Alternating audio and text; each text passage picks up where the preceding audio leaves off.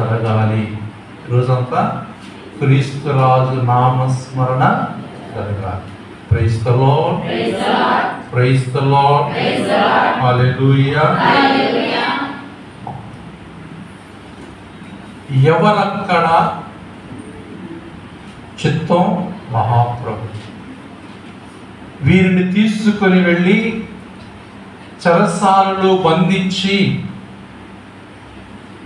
కొరడాలతో కొట్టించి చెరసాలలో వెయ్యండి అని ఈ లోకపు రాజులు అంటుంటే, ఒక చెంప మీద కొడితే ఇంకొక చెంపను చూపించండి యేసు రాజు యొక్క స్వరం మనం వింటున్నాం. ప్రైజ్ ది లార్డ్, హల్లెలూయా.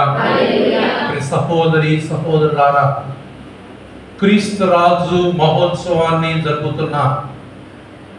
క్రీస్తు రాజు తలిన తిరుసభను పరిపాలించే రాజుగా, సమస్త మానవాళిని పరిపాలించే రాజుగా, మన కుటుంబములను మన హృదయములను పరిపాలించే రాజుగా తలిన తిరుసభ ఈరోజు మన ముందు ఈ పండుగ ఉంచుతుంది. అందుకే రాజులకు రాజు, రాజ్యాది రాజు యేసుని యొక్క రాజరికాన్ని గురించి మనం ఈరోజు ధ్యానిస్తూ ఉన్నాం. ప్రియులారా, యుగాలు పోయాయి, యుగాలు పోయాయి, రాజులు పోయారు, రాజ్యాలు అంతరించాయి, రాజకోటలు శిథిలమైపోయాయి. కానీ యేసునకు అంతము లేదు. యేసు స్థాపించినటువంటి రాజ్యానికి అడ్డు లేదు. అలనాడు రాజులు రాజకోటలను బలమైనటువంటి రాళ్లతో నిర్మిస్తే అవన్నీ కూడా కూలిపోతూ ఉంటే, యేసు క్రీస్తు స్థాపించినటువంటి దైవ రాజ్యం ప్రేమ, కరుణ, కనికరము, క్షమ అనే రాతి మీద ఆయన నిర్మించి ఉండగా, ప్రియులారా, రాజులు నిర్మించిన రాజ్యకోటలు శిథిలమైపోతూ ఉంటే, యేసు నిర్మించిన రాజ్యం శాశ్వతంగా ఈ లోకములో మన మధ్య ఉన్నది. ప్రియ సహోదరి సహోదరులారా, క్రీస్తు స్థాపించిన రాజ్యకోటం, ఆయన రాజ్యం శాశ్వతమైనది. అలనాడు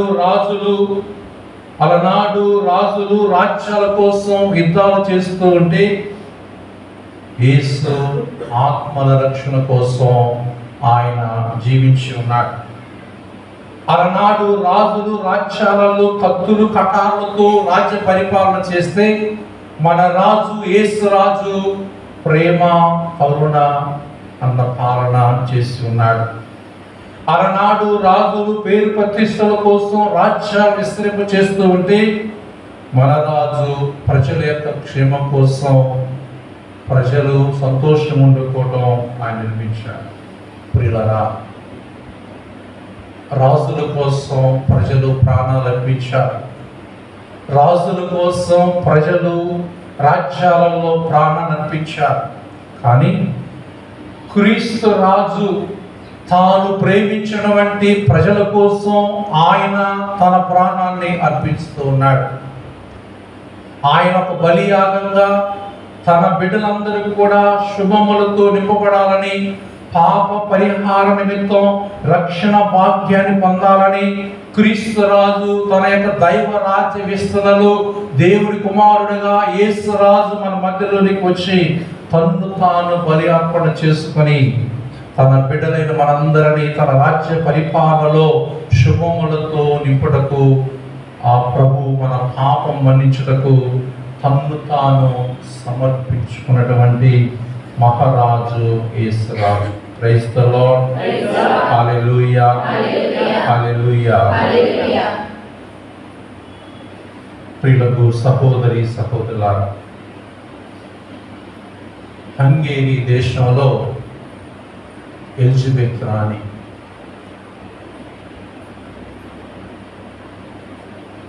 ఈ ఎలిజబెత్ ఆ రాజ్య వంశములో మహారాణిగా జీవిస్తూ ఉంది.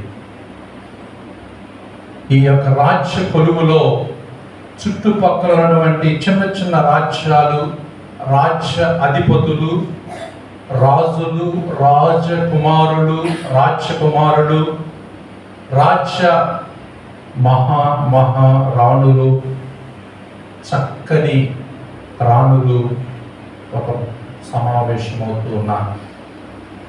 హంగేరియపు దేశపు రాణి, యువరాణి ఎలిజబెత్ రాణి ఈ మహారాజ్య వంశాల సదస్సులో పాల్గొంటూ ఉన్నారు. అందరూ కూడా రాజ్యాలను చూస్తున్నటువంటి రాజకుమారులు, రాజ్యములు, రాజుల యొక్క తమ కుమార్తెలు, మహారాణులు, ఆ యొక్క రాజ్య రాణులు రాజవంశానుసారంగా గొప్ప గొప్ప కిరీటాలు పెట్టుకొని, రాజవస్త్రాలను ధరించి, అందచందాలతో రాజ్యంలో కూటమంతా కూడా ఎంతో సంతోషంగా కుతూహలంగా ఉన్నటువంటి సందర్భంలో ఎలిజబెత్ రాణి ఆమె మీద వజ్రాల కిరీటం లేక సామాన్యమైనటువంటి వస్త్రధారణలో ఈ యొక్క రాజవంశములు జరుగుతున్నటువంటి సమావేశానికి హాజరైంది. ఆ కుటుంబంలో ఉన్నటువంటి రాజులు, ఆ మహారాణి ఎలిజబెత్ రాణికి తెలిసినటువంటి అనేక మంది రాణులు, అనేక మంది ఆశ్చర్యపోయారు. ఆ సందర్భంలో ఆమెను ప్రశ్నిస్తున్నారు. ఒక చక్కని యువతగా రాజవంశములు జన్మించిన మహారాణిగా ఉన్నటువంటి నీవు ఈ రాణులు, రాజుల ఈ కొలువులో నీవు రాజవంశపు కిరీటాన్ని పెట్టుకోకుండా హాజరవుతున్నావు అని అందరూ ప్రశ్నిస్తుంటే ఎలిజబెత్ రాణి విధంగా అంటుంది, నేను నమ్మినటువంటి క్రీస్తు ముళ్ళ కిరీటాన్ని ధరిస్తే, నేను నమ్మినటువంటి క్రీస్తు తన శరీరం మీద వస్త్రధారణ కూడా సరిగా లేకున్నటువంటి దృశ్యాన్ని చూస్తే, నా విశ్వాసం, నా ప్రార్థనలు, నా రాజాదిరాజు ఆ యేసువే, ఈ రాజరికపు కిరీటాలు, రాజరికపు అంతస్తులు అన్ని కూడా ఆ యేసువే, ఆ యేసు రాజే మనందరినీ పరిపాలించే రాజు అని ఆమె ఒక సందర్భంలో మాట్లాడిందని ఆమె జీవితంలో చెప్పబడింది. ప్రియులారా, నా యేసురాజు ముళ్ళ కిరీటాన్ని ధరిస్తే నా యేసురాజు కోసం నేను త్యాగం చేస్తున్నాను అని రాజవంశములో, ఆ యొక్క రాజకూటంలో అతి సామాన్యంగా ఉన్నది. అనగా నిర్మలమైన మనస్సు, వినయ విధేయతలు కలిగి ఆమె ఉండి ఉన్నదని ఒక సంఘటన చెప్పబడుతుంది. Praise the Lord, praise the Lord, praise the Lord. కొలస్సీ పత్రిక 1:15-20లో ఒక యేసుక్రీస్తు ద్వారానే పరలోక రాజ్యములో చేరగలుగుతామని పరిశుద్ధ వాక్కు మనందరితో చెప్తుంది. ప్రియులారా, నెపోలియన్ చక్రవర్తి ఫ్రాన్స్ దేశ పరిపాలనలో ఎన్నో విజయాలు సాధిస్తూ ఉన్నాడు. ఎంతో చాకచక్యంగా ఆయన పరిపాలిస్తూ ఉండగా కొన్ని సందర్భాలలో ఓడిపోయి ఆయన జైల్లో పెట్టబడినప్పుడు ఆయన విధంగా అంటూ ఉన్నాడు, ఇదిగో నేను చక్రవర్తిగా మహా కమాండర్గా ఉన్నటువంటి నాతో నా సైనికులు నాతో రాలేదు, కానీ నజరేతునకు యేసుక్రీస్తునకు రాజ్య కిరీటాలు లేవు, కానీ ఆయన పేరట ఆయన కోసం ప్రాణాలు అర్పించేవారు ఎంతో మంది ఉన్నారని ఒక సందర్భంలో ఆయన మాట్లాడుచున్నాడు. ప్రియా సహోదరి సహోదరుల, పరిశుద్ధ గ్రంథంలో క్రీస్తు రాజు ఒక మెస్సయ్యగా, రాజుగా మనం చూస్తున్నాం. యెషయా గ్రంథం 11వ అధ్యాయంలో 1-9 వచనాలలో ఆయన రాజ్యం శాంతి సమాధానంతో ఉంటుంది. మీకా గ్రంథం 5వ అధ్యాయం 1వ వచనం చెప్తుంది, ఆయన ఒక రాజుగా మన మధ్యకు వస్తూ ఉన్నాడని ప్రవక్త ప్రవచిస్తాడు. దానియేలు గ్రంథం 7వ అధ్యాయం 11వ వచనములో ఆయన అంటూ ఉన్నాడు, ఆయన రాజ్యము శాశ్వతమైంది, ఆయన రాజ్యము అంతము లేనిది అని వెంబడించటం మనం చూస్తున్నాం. లూకా శుభవార్త 1వ అధ్యాయం 32వ వచనములో ఆయన రాజ్యానికి అంతమే ఉండదని శుభవర్తమానములో మనం వింటున్నాం. అందుకే 3 రాజులు యూదుల రాజుగా జన్మించిన శిష్యుడు ఎక్కడ అని మాట్లాడటం మత్తయి శుభవార్త 2వ అధ్యాయం 2వ వచనములో మనం చూస్తున్నాం. యెరూషలేము పుర నివాసములో ప్రవేశం జరుగుతుండగా దేవుని పేరిట వచ్చుచున్న రాజు స్తుతింపబడునుగాక అని ప్రవశిస్తూ ఉన్నారు. శతాధిపతి శిలువ ప్రక్కనటువంటి వాడు ఇదిగో నిజముగా ఆయన దేవుని కుమారుడే అని ప్రస్తావిస్తాడు.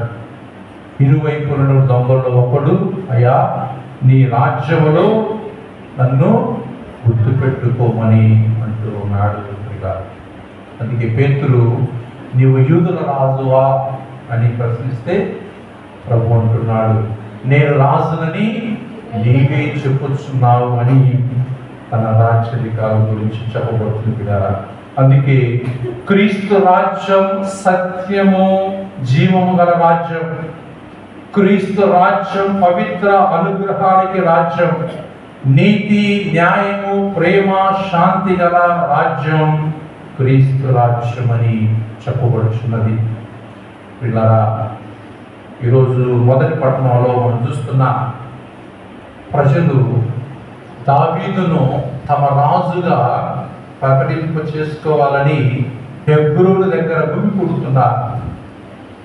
అదేవిధంగా ప్రతి దివ్య బలి పూజలో బలిపీఠము చెంత మనందరం కూడా సమావేశమై ఇదిగో మా దేవుడు యేసయ్య మహారాజు, ఆయన రాజ్య పరిపాలనలో మేమందరం కూడా సంతోషంగా జీవిస్తున్నామని కృతజ్ఞత దివ్య బలి పూజలు సమర్పించుకుంటూ ఇంకా దేవుని యొక్క దీవెన మన మీద రావాలని మన ప్రభు ఆయన్ని ప్రత్యేకంగా మనం ప్రార్థన చేసుకుంటున్నాం. ఈ సహోదరుల మరి ఈ దేవుని యొక్క రాజ్యములో ఉన్నటువంటి దీవెనలు మనం ఏ విధంగా పొందాలి అన్నదానికి వాక్యాలు చెబుతున్నాయి. తోటి వారి ఎడల ప్రేమ కలిగి జీవించాలి. ప్రతి క్షణం ఈ దేవుని యొక్క రాజ్య వారసత్వంలో ఆయన దీవెనలు పొందడానికి ఆత్మ పరిశీలన, హృదయ పరివర్తన, ఆపమన్నింపును కోరుకుంటూ జీవించాలి. ప్రభుని యొక్క రాజ్యములో ఉన్నటువంటి దైవ రాజ్య దీవెనలు, దేవుని చిత్తాన్ని పాటిస్తూ ఆయన వాక్ ప్రకారం జీవిస్తూ మనము ఉండాలి. చివరిగా చిన్న బిడ్డ లాంటి మనస్తత్వం కలిగి ఉంటే దేవుని రాజ్యంలో మనం వారసులుగా ఉంటున్నాం. చిన్న బిడ్డల మనస్సు పవిత్రంగా పరిశుద్ధంగా ఉన్నట్లుగా అలాంటి జీవితం జీవిస్తే దేవుని యొక్క రాజ్యంలో ప్రత్యేక దీవెనలు మనం పొందుతున్నామని చెప్పబడుతుంది.